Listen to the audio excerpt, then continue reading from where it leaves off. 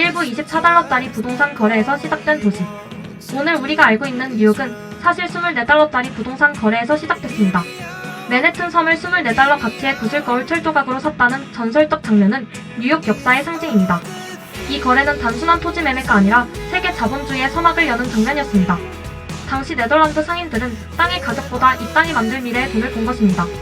그리고 그 판단은 400년 뒤 세계에서 가장 비싼 도시라는 현실로 돌아옵니다. 뉴욕은 시작부터 투자, 가치, 가격이라는 단어가 운명을 결정하는 도시였습니다. 작은 목조 건물 몇 개뿐이던 맨해튼은 무역의 중심지가 되며 빠르게 성장합니다. 항구가 열리자 배들이 몰렸고 배들이 몰리자 돈이 몰렸습니다. 돈이 몰리자 사람도 몰리고 사람은 경쟁을 만들어냈습니다. 이 경쟁은 뉴욕을 돈을 벌기 위해 모이는 도시로 변화시켰습니다. 당시 상인들은 땅을 사고 팔며 이득을 냈고 그 과정에서 부동산이 도시의 첫 산업이 되었습니다. 부동산이 먼저 살아난 후 그 위에 금융이 붙었습니다. 즉 뉴욕의 근본 구조는 처음부터 부동산 금융의 순서였습니다. 강남이 아파트로 서울을 재편했다면 뉴욕은 토지와 길이에서 금융을 키웠습니다. 맨해튼의 남쪽 끝 지금의 월스트리트가 위치한 곳은 처음엔 단순한 목재 울타리였습니다. 외부의 침입을 막기 위한 방어선이었죠. 하지만 시간이 흘러 그 벽은 사라지고 그 자리에 세계 금융의 벽이 세워집니다. 이 벽이 사라지는 순간부터 사람들은 땅보다 돈이 더 빠르게 움직인다는 사실을 깨달았습니다. 부동산 위에서 금융은 더 큰 속도로 팽창했습니다. 18세기 말 상인들은 이 길에서 국채주식 상품을 거래하기 시작합니다. 땅을 담보로 돈을 빌려 사업을 만들던 시대에서 이제는 종이 한 장이 자산이 되는 시대로 이동한 것입니다. 뉴욕은 이 변화의 중심에 정확히 서 있었습니다. 당시 부동산은 단순한 거주 공간이 아니라 대출을 받고 사업을 만들고 다시 투자하는 플랫폼이었습니다. 즉 뉴욕은 처음부터 부동산은 금융을 낳는 기계라는 철학을 갖고 있었습니다. 그리고 이 철학은 지역 상권을 넘어 국가 경제를 움직이는 구조로 확장됩니다. 미국의 철도은행 광산 기업들이 월스트리트에서 자금을 조달했고 그 자금이 다시 뉴욕의 땅값을 밀어올렸습니다. 부동산과 금융의 상호작용이 도시 자체를 가속한 것입니다. 건물이 높아지면 임대료가 오르고 임대료가 오르면 투자자가 들어오고 투자자가 들어오면 금융이 붙고 금융이 붙으면 자본이 도시를 확장시킵니다. 단순한 도시가 아니라 자본을 빨아들이는 블랙홀이 된 것입니다. 이 블랙홀의 시작점이 바로 24달러짜리 부동산 거래였다는 사실은 더 흥미롭습니다. 하지만 뉴욕은 이 낮은 시작을 부끄러워한 적이 없습니다. 오히려 가격보다 가치를 보는 법을 가장 먼저 체득한 도시라는 자부심이 있습니다. 당시 상인들에게 맨해튼은 값싼 땅이 아니라 유럽과 아메리카의 무역을 연결하는 요지라는 보물섬이었습니다. 결국 뉴욕은 땅의 가격이 아니라 땅의 미래를 산 것입니다. 이 관점은 이후 수백 년 동안 뉴욕의 모든 산업에 그대로 적용됩니다. 뉴욕 증시가 세계를 지배한 것도, 나스닥이 기술 시대의 중심이 된 것도 결국 미래 가치를 먼저 본 도시라는 DNA 때문입니다. 그래서 뉴욕의 역사에서 부동산은 시작이자 해답이고 금융은 그 부동산이 낳은 괴물 같은 성장 동력이었습니다. 24달러짜리 거래는 뉴욕의 출발선에 불과했지만 그 출발선이 세계 금융제국의 문을 여는 열쇠가 되었습니다. 이것이 뉴욕이 가격의 도시로 불리는 이유이며 모든 이야기는 여기서 시작됩니다. 2부 월스트리트의 최초 탄생 목재 울타리에서 금융제국까지. 오늘의 월스트리트는 거대한 금융 권력의 상징이지만 그 시작은 믿기 어렵게도 나무 울타리 한 줄이었습니다. 17세기 맨해튼 북쪽에서 내려오는 침입을 막기 위해 세워진 방어용 목재벽. 이 벽이 있던 길이 바로 월스트리트, 즉 월스트리트입니다. 하지만 역사는 늘 아이러니하게 움직입니다. 외부의 위협을 막기 위해 만들어진 이 벽이 시간이 지나다 세계 경제를 흔드는 가장 위험한 길이 됩니다. 벽이 철거되자 상인들이 모여들었고 그 상인들은 자연스럽게 돈을 가지고 왔습니다. 돈이 모이면 거래가 생기고 거래가 생기면 룰이 필요합니다. 이 단순한 흐름이 월스트리트의 첫 금융 구조를 탄생시켰습니다. 처음엔 작은 책상 하나, 종이 몇 장, 계약서 몇 장이 전부였지만 여기서 거래되는 자산은 점점 커졌습니다. 당시 미국은 독립 직후 국가적 재정이 불안정했습니다. 국채를 누구에게 팔아야 할지 몰라 혼란스러운 시기였습니다. 이런 상황에서 상인들이 국채를 매수매도하며 시장을 만들기 시작한 것이 월가의 첫 모습입니다. 결국 월스트리트는 국가의 빚을 처음으로 돈으로 바꾼 길이었습니다. 그리고 이 거래가 금융의 본격적인 탄생을 선언합니다. 1792년 24명의 중개인들은 버튼우드 협정을 맺고 나무 아래에서 통일된 규칙으로 거래하겠다고 약속합니다. 이 협정이 바로 뉴욕 증권거래소 NYSE의 기원입니다. 즉 뉴욕의 금융산업은 정치도 학문도 아닌 상인들의 약속에서 출발했습니다. 그 약속은 이후 230년 동안 세계의 돈을 움직이는 규칙으로 성장합니다. 월스트리트가 강력한 이유는 돈이 많아서가 아닙니다. 돈을 움직이는 속도가 세상에서 가장 빨랐기 때문입니다. 돈이 빠르게 움직이면 리스크도 빨라지고 리스크가 빨라지면 기회도 빠르게 생깁니다. 그래서 월가는 늘 위험하고 그래서 월가는 늘 매력적입니다. 사람들이 월스트리트에 모였던 이유는 단순합니다. 여기선 하루 만에 인생이 바뀌니까. 미국 전역의 자본가, 변호사, 은행가, 산업가들이 이 길에 몰려들었습니다. 이렇게 월가는 돈의 흐름을 불어오는 곳에서 돈을 만드는 곳으로 변합니다. 19세기 후반 철도회사들이 폭발적으로 성장하면서 월스트리트의 거래 규모는 도시의 경제를 뛰어넘습니다. 주식이라는 종이 한 장이 진짜 산업을 움직이는 동력이 된 것입니다. 그 과정에서 미국 정부조차 월가의 눈치를 보기 시작합니다. 월가가 하루에 흔들리면 미국 경제가 흔들리고 미국이 흔들리면 세계가 흔들리는 구조가 만들어진 것입니다. 그래서 월가는 단순한 길이 아니라 정책의 압력, 기업의 등급, 국가의 미래를 결정하는 기능을 갖게 됩니다. 벽을 지키던 초라한 길이 이제는 세계 자본의 심장 박동이 된 것입니다. 월스트리트의 유명한 은행과 투자회사들은 처음부터 거대한 조직이 아니었습니다. 한 방 한 책상, 몇 명의 직원으로 시작한 작은 금융 실험들이었습니다. 하지만 그 실험들이 폭발하고 결합하며 하나의 거대한 금융 생태계가 탄생했습니다. 금융은 서로 연결되고 연결은 규모를 만들고 규모는 권력을 만듭니다. 이렇게 월스트리트는 돈의 논리만으로 움직이는 도시 속의 도시가 됩니다. 만약 24달러에 맨해튼을 샀던 네덜란드 상인들이 이 모습을 본다면 그들은 아마 이렇게 말했을 것입니다. 우리는 땅을 산 게 아니라 세계의 미래를 샀구나. 이것이 월스트리트가 울타리의 길에서 세계 금융의 수도로 변한 진짜 이야기입니다. 3부 뉴욕 증권거래소의 등장 길거리 장터가 세계 경제를 지배하기까지. 오늘 우리가 알고 있는 뉴욕 증권거래소, 즉 NYSE는 처음부터 화려한 대리석 건물에 있던 기관이 아니었습니다. 그 시작점은 단 한 그루의 나무 아래에서 이뤄진 작은 약속이었습니다. 1792년 월스트리트의 버튼우드 트리 아래에서 24명의 중개인이 모였습니다. 그리고 그들은 단 하나의 합의를 합니다. 우리는 이제부터 서로 속이지 않는다. 같은 조건으로 거래한다. 이 단순한 약속이 세계 금융의 헌법이 됩니다. 이 약속을 우리는 버튼우드 협정이라고 부릅니다. 당시 미국은 신생국가로 법도 제도도 금융의 틀도 제대로 갖춰지지 않았습니다. 경제는 불안정했고 국채 가격은 하루가 다르게 요동쳤습니다. 상인들은 시장의 혼란을 막기 위해 스스로 규칙을 만들었습니다. 국가가 금융을 만든 것이 아니라 시장 자체가 금융을 만든 것입니다. 이것이 뉴욕 금융의 근본 철학입니다. 뉴욕 증시가 강한 이유는 국가의 뒷받침 때문이 아닙니다. 규칙을 정한 사람들이 직접 시장을 움직였기 때문입니다. 초창기 거래는 매우 원시적이었습니다. 손 동작으로 가격을 부르고 종이에 숫자를 적어 서로 넘기며 거래했습니다. 하지만 거래량은 빠르게 늘어났고 뉴욕은 곧 북미 자본이 몰리는 중심지가 됩니다. 철도회사, 은행, 제조업체, 광산업체 등 모든 기업이 자본을 구하기 위해 NYSE의 문을 두드렸습니다. 기업이 몰리면 투자자가 모이고 투자자가 모이면 시장이 커지고 시장이 커지면 질서가 필요했습니다. 그래서 NYSE는 곧 더 큰 건물로 이동하며 조직을 확대합니다. 19세기 말 증권거래소 건물은 이미 미국 경제의 상징이 되었습니다. 주식이라는 종이 한 장이 미국 산업을 움직이는 엔진이 된 것입니다. 뉴욕 증시는 단순한 거래소가 아니었습니다. 미국의 산업혁명을 촉진시킨 자금의 통로였습니다. 철도왕, 석유왕, 강철왕이라 불리는 거물들이 모두 이 시장을 통해 부를 만들었습니다. 카네기 록펠러, JP모건 같은 이름들은 뉴욕 증시와 때려야 뗄 수 없습니다. 그들이 움직이면 시장이 흔들리고 시장이 흔들리면 기업이 무너지고 기업이 무너지면 미국 경제가 출렁였습니다. 이처럼 NYSE는 경제를 반영하는 곳이 아니라 경제를 결정하는 곳이 되었습니다. 20세기 초 뉴욕 증시는 세계 전역에서 자본을 빨아들이기 시작합니다. 유럽의 자본가, 남미의 금융가, 아시아의 재벌들까지 뉴욕의 계좌를 틀었습니다. 그들이 뉴욕을 선택한 이유는 단 하나. 여기는 돈이 죽지 않는 곳이다. 실제로 세계 금융위기 때마다 뉴욕은 흔들렸지만 가장 먼저 회복한 곳도 뉴욕이었습니다. 돈을 모으는 속도와 뿜어내는 에너지가 다른 도시와 비교할 수 없었기 때문입니다. 뉴욕 증시는 자본의 속도를 극대화하는 실험장이었습니다. 기술의 발달로 전신전화전자 거래가 등장하며 거래 속도는 폭발적으로 빨라졌습니다. 이 속도는 뉴욕을 단순한 도시가 아니라 세계 경제의 시계로 만들었습니다. 뉴욕 증시가 열리면 세계가 움직이고 뉴욕 증시가 닫히면 시장이 하루의 방향을 결정합니다. 이렇게 NYSE는 시장이 아니라 기준이 됩니다. 지금 우리가 보는 화려한 트레이딩 플로어는 사실 24명의 상인들이 만든 약속에서 시작된 초라한 공간에 불과했습니다. 하지만 그 약속은 230년 넘게 세계 금융의 질서를 지탱해 왔습니다. 뉴욕 증권거래소는 길거리 장터에서 출발했지만 결국 세계 경제를 지배하는 심장으로 성장했습니다. 4부 맨해튼 부동산의 폭발적 상승. 세계에서 가장 비싼 섬은 어떻게 탄생했는가? 오늘 우리가 알고 있는 맨해튼은 사실 한때 늪지와 바위 투성이 땅에 불과했다는 사실에서 시작됩니다.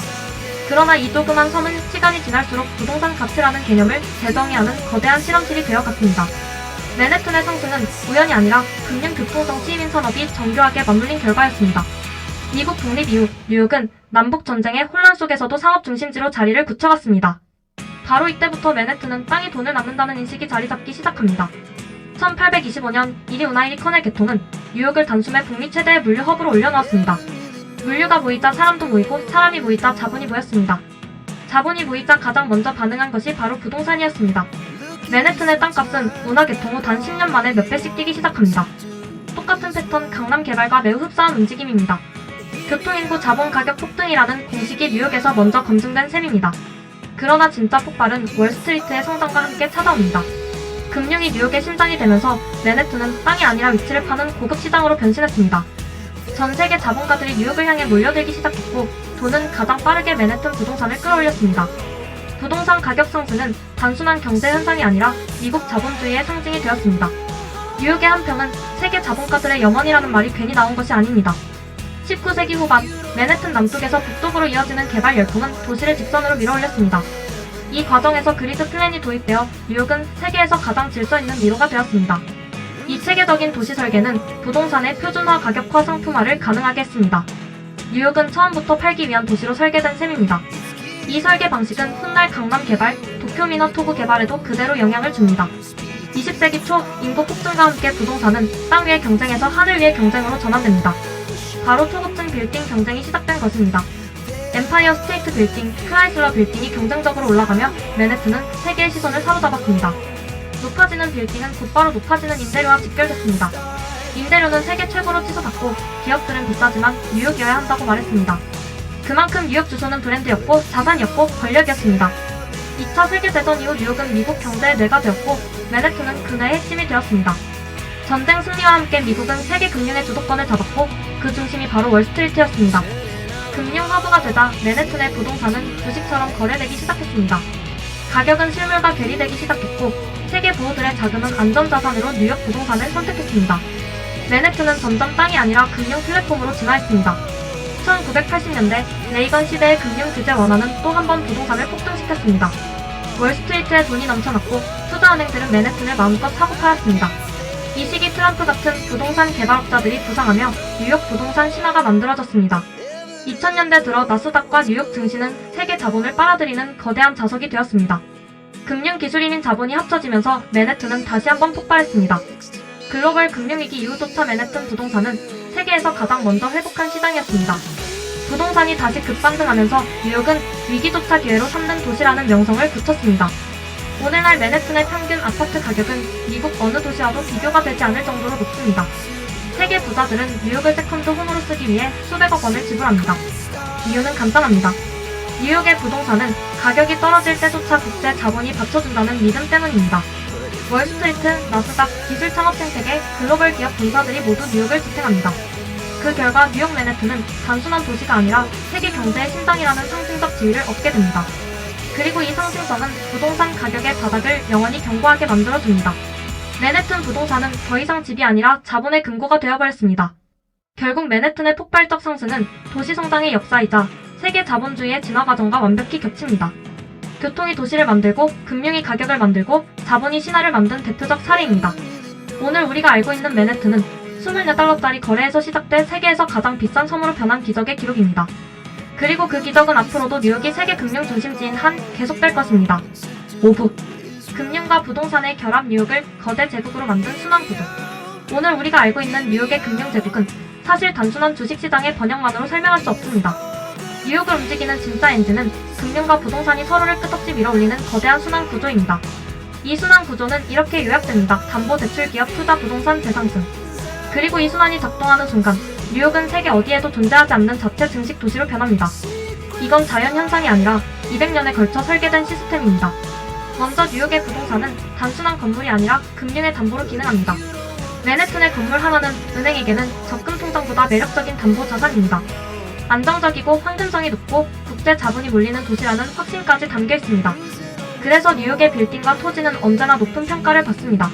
이 높은 평가가 대출 한도와 조건을 크게 완화시키는 핵심입니다. 은행들은 뉴욕의 부동산을 담보로 잡고 기업들에게 대규모 자금을 대출했습니다. 이 대출은 단순한 운영자금이 아니라 확장과 투자, 인수합 등을 촉진하는 연료가 되었습니다. 즉, 부동산이 자본을 만들고 자본이 기업을 성장시키는 구조가 등장했습니다. 기업들은 이 자금을 통해 사람을 고용하고 기술을 개발하고 주식을 발행하고 시장을 확장했습니다. 그 과정에서 뉴욕 증시와 월스트리트의 규모는 더 커져갔습니다. 기업이 성장하면 투자자들이 몰리고 투자자들이 몰리면 뉴욕의 금융시장은 더 활력을 띱니다. 금융시장이 활력을 띠면 다시 부동산 가격은 상승합니다. 왜냐하면 기업이 많아질수록 사무실과 주거 공간의 수요가 늘어난다는 가장 단순한 원리가 적용되기 때문입니다. 증시가 오르면 부동산 투자 수요도 자연스럽게 증가합니다. 이렇게 부동산 금융의 상승 나선이 완성됩니다. 맨해튼에서 초고층 빌딩이 끊임없이 올라오는 이유가 바로 이 순환 구조입니다. 빌딩을 지을수록 담보 가치는 늘어나고 그 담보로 더 많은 자금이 만들어집니다. 자금이 만들어지면 기업들은 더 많은 투자를 감행합니다. 투자가 증가하면 더 많은 일자리와 더 높은 임금이 발생합니다. 일자리와 임금이 늘면 다시 부동산 수요가 폭증합니다. 이 과정에서 핵심 역할을 수행한 것이 바로 뉴욕의 금융기관들입니다. 골드만삭스, JP모건, 시티그룹 같은 기업들은 부동산과 금융을 연결하는 회로의 중심에 있었습니다.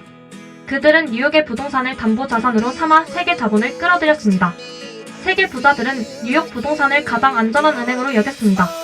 돈이 모이면 시장은 과열되지만 뉴욕에서는 이것이 곧 경쟁력이 되었습니다.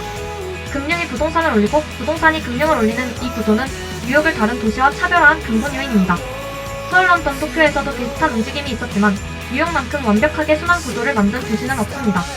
뉴욕은 금융이 부동산을, 부동산이 금융을 증식시키는 이중기관 도시로 성장했습니다.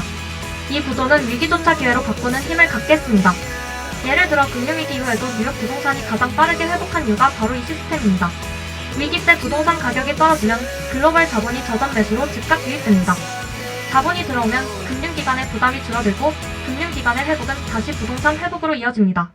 즉 뉴욕은 스스로를 구하는 도시입니다. 그리고 이러한 자가회 복력은 전적으로 금융과 부동산의 결합에서 비롯됩니다. 이 순환 구조는 뉴욕이 전 세계 경제를 끌어들이는 이유이기도 합니다. 기업이 몰리니 알짜 직장이 많고 부동산이 비싸니 부자 도시의 이미지가 강화됩니다. 이미지를 믿고 더 많은 자본이 유입되고 그 자본은 다시 가격을 밀어올립니다. 이런 흐름이 20세기, 21세기 전체에 걸쳐 끊이지 않고 이어졌습니다. 결국 뉴욕의 부동산은 단순한 생활 공간이 아니라 세계 금융의 배터리 역할을 하게 됩니다. 더 많이 지을수록 더 많은 자금이 풀리고 자금이 풀릴수록 더 많은 기업이 성장합니다. 더 많은 기업이 성장할수록 더 많은 투자자가 모이고 그 투자자들은 다시 뉴욕의 집을 사들입니다. 이 구조가 멈추지 않는 한 뉴욕의 부동산은 늘 세계에서 가장 비싼 시장으로 남을 것입니다. 그래서 뉴욕의 성공은 결코 우연이 아닙니다. 그것은 부동산을 담보로 금융을 증식시키고 금융을 통해 부동산을 재증식시키는 세계에서 가장 완성된 시스템입니다. 그리고 이 시스템이 작동하는 한 뉴욕은 앞으로도 세계 경제의 제국으로 남을 것입니다. 육부 나스닥의 태동 기술이 금융을 뒤흔들다. 오늘 우리가 알고 있는 나스닥은 처음부터 세련된 기술주의 왕국이 아니었습니다. 나스닥의 출발은 오히려 정돈되지 않은 장외시장 OTC에서 시작됐습니다. 당시 OTC 시장은 정보가 불투명하고 중개인마다 가격이 달랐고 거래는 느리고 불편했습니다. 투자자들이 공정한 가격을 알 수 없다는 것은 시장이 존재할 수 없다는 뜻이었습니다. 그래서 1971년 미국은 기존과 완전히 다른 금융 실험을 시작합니다. 그것이 바로 세계 최초의 전자거래소 나스닥입니다. 종이를 넘기며 가격을 외치던 뉴욕 증권거래소와 달리 나스닥은 처음부터 기술을 기반으로 설계된 시장이었습니다. 가격이 전자화면에 자동으로 표시되었고 중개인 간의 정보 비대칭이 크게 줄었습니다. 투명성이라는 개념이 금융시장에 본격적으로 도입된 것입니다. 나스닥은 탄생과 동시에 기존 금융을 뒤흔듭니다. 주식 거래가 더 빠르고 정확해질수록 투자자들은 기술의 힘을 실감했습니다. 이는 뉴욕 증시에 대한 도전이자 금융 패러다임의 대변혁이었습니다. 기술은 단지 산업을 바꾸는데 그치지 않고 거래 방식 자체를 재설계합니다. 나스닥은 기술이 금융을 이긴 최초의 사례로 기록됩니다. 기술 친화적 환경 덕분에 수많은 혁신 기업들이 나스닥을 선택하기 시작했습니다. 애플, 마이크로소프트, 인텔 같은 기업들이 나스닥에서 성장했습니다. 이들은 실리콘밸리의 기술 자본과 뉴욕의 금융 자본을 이어주는 다리 역할을 합니다. 기술이 뉴욕 금융의 심장을 다시 뛰게 만든 순간이었습니다. 뉴욕은 단순한 산업 도시를 넘어서 기술 자본의 분부가 됩니다. 1990년대에 접어들면서 나스닥은 세계에서 가장 빠르게 성장하는 시장으로 자리 잡습니다. 인터넷의 등장과 함께 기술주는 폭발적으로 증가했습니다. 스타트업이 하루아침에 수조원 가치를 평가받는 일도 흔했습니다. 나스닥은 더 이상 보조시장이 아니라 미래 산업의 핵심 무대가 됩니다. 뉴욕의 경제는 기술의 고도화와 함께 또 한 번 체질이 완전히 바뀝니다. 그러나 성장 속도가 지나치게 빠르면 항상 그림자가 생깁니다. 그것이 바로 2000년 닷컴 버블 IT 버블입니다. 인터넷 기업들의 가치가 실제 수익과는 상관없이 폭등했습니다. 트래픽만 나오면 기업 가치가 오른다는 황당한 말까지 진리처럼 퍼졌습니다. 결국 거품은 터졌고 기술주는 폭락합니다. 수많은 기업이 하루 만에 상장 폐지됐습니다.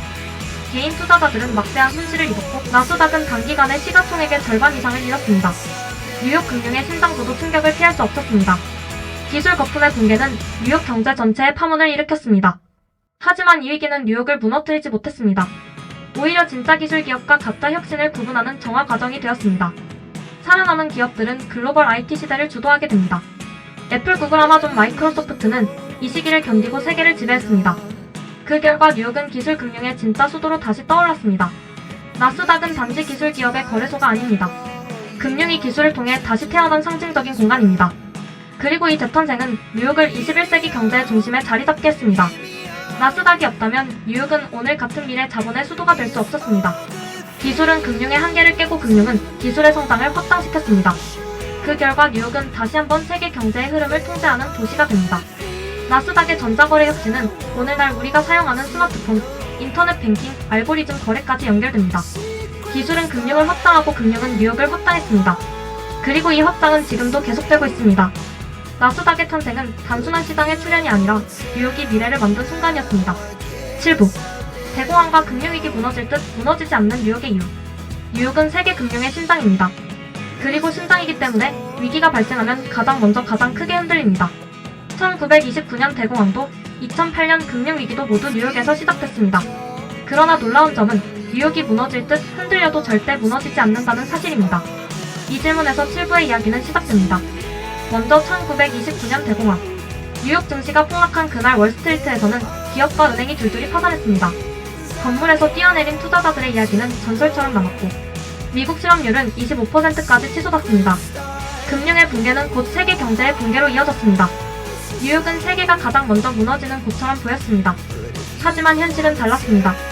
뉴욕은 위기의 한가운데서 더 강력한 규제와 더 견고한 금융 시스템을 만들기 시작합니다. 예금보험공사 FDIC, 증권거래위원회 SEC 등 핵심 금융 제도들이 모두 이 시기에 탄생했습니다. 즉, 뉴욕은 위기를 재건의 순간으로 바꾸는 능력을 갖고 있었습니다. 대공황 이후 뉴욕은 오히려 세계에서 가장 신뢰받는 금융규범의 도시로 성장합니다.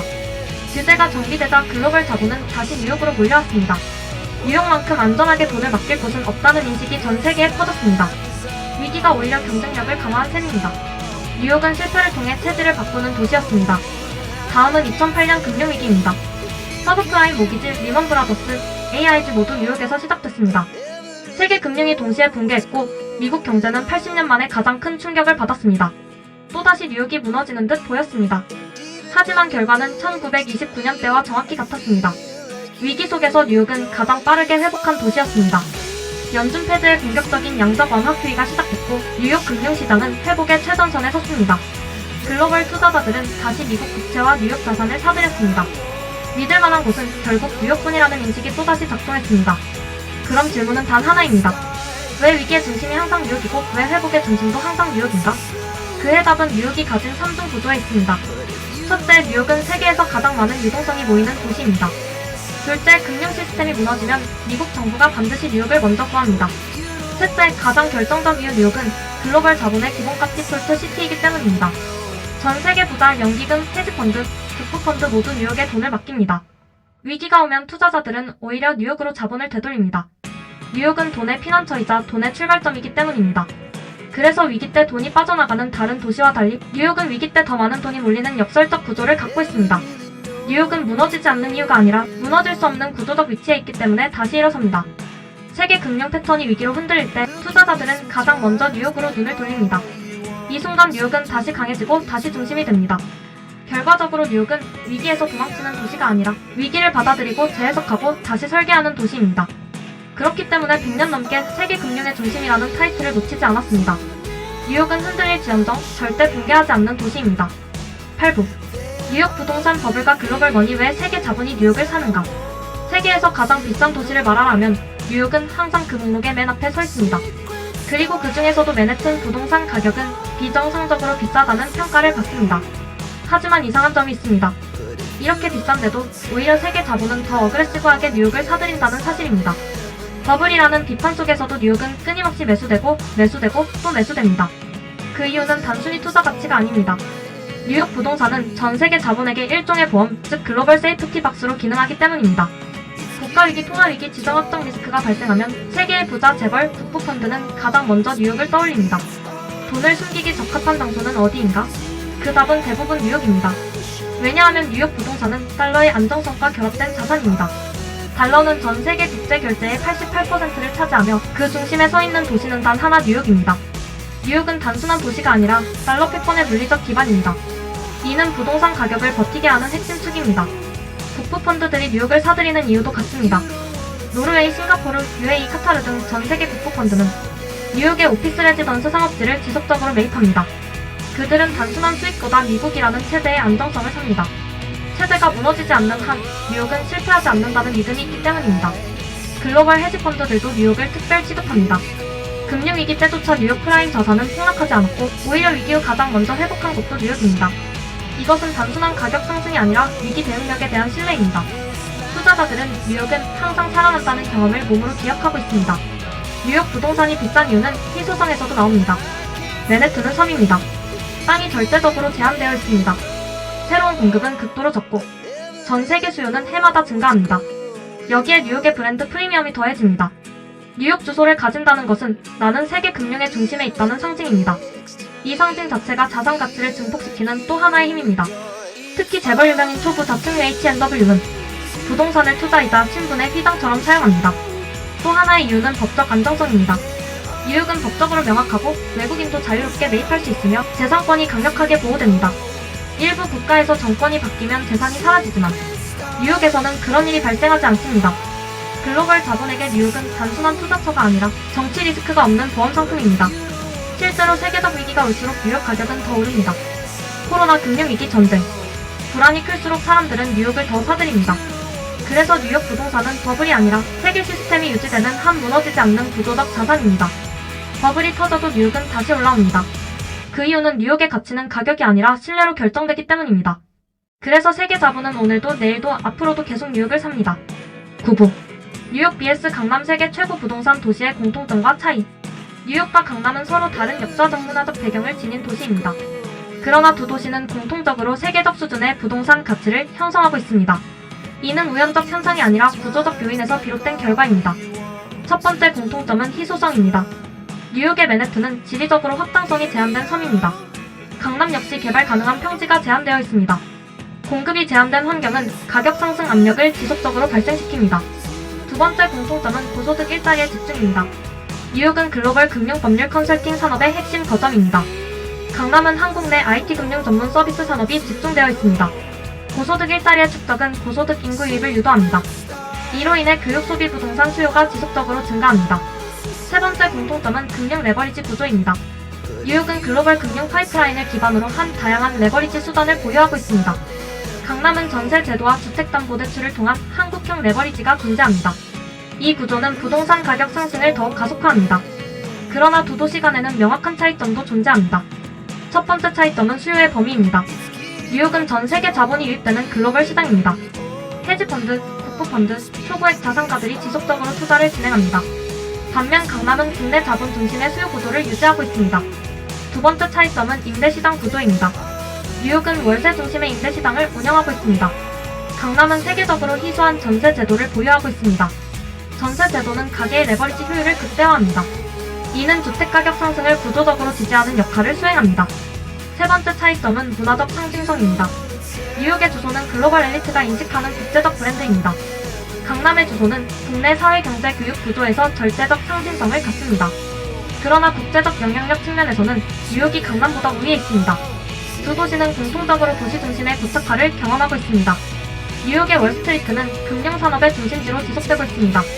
강남의 합분상권 중심층 역시 타 지역으로 이전되지 않고 있습니다. 이는 도시구조가 장기간 안정성을 유지하고 있음을 의미합니다. 경제위기 상황에서도 두 도시는 높은 회복력을 나타내고 있습니다. 뉴욕은 2008 글로벌 금융위기 이후 빠른 회복을 기록했습니다. 강남 역시 IMF, 금융규제 강화, 급격한 금리 상승 등의 충격 이후 다른 지역보다 빠른 반등을 보였습니다. 이러한 회복력은 두 도시가 단순한 투기 중심지가 아니라 구조적 수요 고소득 인구 금융 레버리지 문화적 상징성이 결합된 자산 방어형 도시라는 성격을 가지고 있음을 시사합니다. 두 도시의 공통점은 제한된 공급, 높은 경제적 수요, 강력한 금융 시스템, 그리고 상징적 가치가 결합된 구조에서 비롯됩니다. 따라서 뉴욕과 강남은 장기적으로 부동산 가치가 유지되거나 상승할 가능성이 높은 도시입니다. 단기적 변동성은 존재하더라도 구조적 요인이 지속되는 한 하락폭은 제한적입니다. 결론적으로 뉴욕과 강남은 서로 다른 외형적 특성을 지니고 있으나 동일한 경제적 메커니즘을 공유하고 있습니다. 10도 뉴욕의 미래 기후 기술 화폐 전쟁 속 다음 100년 뉴욕은 지난 400년 동안 세계 금융과 자본 이동의 중심지로 기능해왔으며 앞으로의 100년 역시 거대한 변화 속에서 그 위상을 시험받게 될 것입니다. 먼저 기후 위기는 뉴욕의 미래 구조에 가장 직접적인 압력을 가하는 요소로 지목됩니다. 해수면 상승과 허리케인 위험은 맨해튼 남부와 저지대 지역의 물리적 안전성에 중요한 도전이 되고 있습니다. 이미 뉴욕시 정부는 방벽 건설과 해안선 재설계를 포함한 대규모 장기 프로젝트를 추진하고 있습니다. 이러한 대응은 뉴욕의 부동산 가치가 기후 리스크로부터 얼마나 회복력을 갖는지를 결정하는 핵심 요인이 될 것입니다. 그러나 기후 리스크는 동시에 새로운 투자 영역을 창출하는 요인이기도 합니다. 친환경 기술, 재난 인프라, 기후 적응형 도시 계획은 뉴욕의 개발 방향을 완전히 새롭게 바꾸고 있습니다. 두 번째로 인공지능 기반 금융 시스템의 부상은 뉴욕 금융 생태계를 다시 정의할 것입니다. 이미 월스트리트의 다수 기관은 AI 분석 자동 매매 리스크 모델링을 필수 전략으로 채택하고 있습니다. 이는 인간의 판단보다 기계의 알고리즘이 시장의 흐름을 좌우하는 구조로 전환되고 있음을 의미합니다. 나스닥과 뉴욕 증권거래소는 AI를 활용한 초고속 거래 시스템을 확장하며 기술 우위를 강화하고 있습니다. 이러한 변화는 뉴욕이 금융 도시에서 기술 금융 도시로 재탄생할 가능성을 시사합니다. 세 번째로 암호자산의 제도권 편입 여부는 뉴욕의 국제 금융 경쟁력을 결정하는 핵심 변수입니다. 비트코인 ETF 승인 이후 뉴욕은 암호자산의 글로벌 가격 형성에 직접적으로 영향을 미치는 허브가 되었습니다. 암호자산 기업들이 규제 완화 시 뉴욕으로 집중될 가능성이 높아지고 있습니다. 이는 전통 금융기관과 디지털 자산 기업이 공존하는 새로운 형태의 금융 생태계를 창조할 것입니다. 앞으로 2020년 내에 뉴욕은 디지털 화폐와 전통 화폐가 병행되는 복합 금융 구조를 갖출 것으로 예상됩니다. 네 번째로 초고층 개발 경쟁은 뉴욕의 스카이라인을 다시 한번 새롭게 만들 전망입니다. 허드슨 야드 프로젝트는 이미 초대형 복합도시의 기준을 제시한 사례로 평가받고 있습니다. 향후 개발될 맨해튼 미드타운 및 브루클린 해안선의 초고층 프로젝트들은 부동산 시장의 또 다른 가격 체계를 만들 것입니다. 특히 초고층 빌딩은 기후 위험을 피하기 위한 수직적 안전 자산으로 인식될 가능성이 큽니다. 이는 부유층의 자산 회피 전략과도 연결되며 고급 부동산의 가격을 더 높은 수준으로 끌어올릴 수 있습니다. 다섯 번째로 글로벌 화폐 전쟁은 뉴욕의 미래를 규정하는 중요한 장기적 리스크입니다. 중국, 유럽, 중동 국가들은 자국 통화와 금융 시스템의 영향력을 강화하기 위해 공격적인 전략을 펼치고 있습니다. 그러나 뉴욕은 달러의 국제적 신뢰성을 바탕으로 여전히 최우선 자본 수용지로 기능하고 있습니다. 만약 달러 패권이 약화될 경우 뉴욕의 금융 위상은 직접적 영향을 받을 수 있습니다. 그러나 동시에 미국 금융기관들의 기술력과 규제 선도력은 뉴욕의 중심성을 유지하는 강력한 방어 요소입니다. 인공지능과 디지털 화폐의 결합은 뉴욕의 금융 패권 유지 능력을 크게 확장시킬 가능성이 있습니다. 여섯 번째로 글로벌 자본 유입 구조는 향후에도 뉴욕의 핵심 경쟁력이 될 것입니다. 세계의 국부펀드 초부유층 대형 기관 투자자들은 여전히 뉴욕 부동산을 안정자산으로 평가하고 있습니다. 기후 리스크 대비와 기술 기반 인프라 확장은 이러한 평가를 더욱 강화할 전망입니다. 이는 뉴욕의 부동산 가격을 장기적으로 방어하는 역할을 맡게 될 것입니다. 일곱 번째로 인구 구조 변화 역시 뉴욕의 미래를 결정하는 중요한 요인입니다. 코로나 이후 원격 근무 확산으로 외곽 이탈 현상이 나타났으나 고소득 전문 인력은 여전히 맨해튼의 밀집된 경제 인프라를 필요로 하고 있습니다. 뉴욕의 고용기회 문화 자산학계 네트워크는 세계 주요 도시 대비 압도적 우위를 유지하고 있습니다. 따라서 장기적으로 뉴욕의 핵심 지역은 다시 인구 회귀 현상을 보일 가능성이 높습니다. 여덟 번째로 기술 기업들의 뉴욕 진입은 미래 성장의 또 다른 축이 될 것입니다. 이미 구글 아마존 메타는 뉴욕의 초대형 캠퍼스를 구축하며 기술 중심 도시의 토대를 마련하고 있습니다. 이러한 흐름은 금융기술 융합산업의 성장 속도를 크게 가속시킬 것입니다. 아홉 번째로 인프라 현대화 계획은 다음 세대 뉴욕의 도시 경쟁력을 좌우할 것입니다. 대중교통, 항만, 공항, 에너지 인프라의 전면적 재정비가 추진되고 있습니다. 이 과정은 도시 전체의 경제성을 크게 높일 것으로 예상됩니다. 마지막으로 뉴욕은 위기 속에서 오히려 더 강해지는 도시라는 평가를 받아왔습니다. 대공황 911만 2008위기 코로나 등을 극복하며 구조적 회복력을 증명해왔습니다. 앞으로의 100년 역시 뉴욕은 세계 금융과 기술 변화의 중심에서 그 영향력을 지속적으로 확대할 가능성이 큽니다.